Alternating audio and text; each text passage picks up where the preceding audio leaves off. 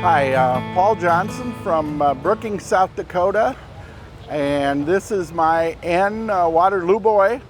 What's unique about this Waterloo Boy is from the records we've found, it's the oldest known one that was built after John Deere bought out Waterloo Boy in March 18th of 1918. And so it's a little bit unique that way in being able to kind of say it's the oldest John Deere. And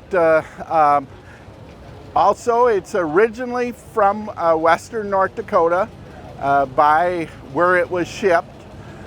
We do not know the exact place or location, but that's what we know about it. We just recently got it running and going, and wanted to bring her up to Rolog, even though she's kind of not finished yet.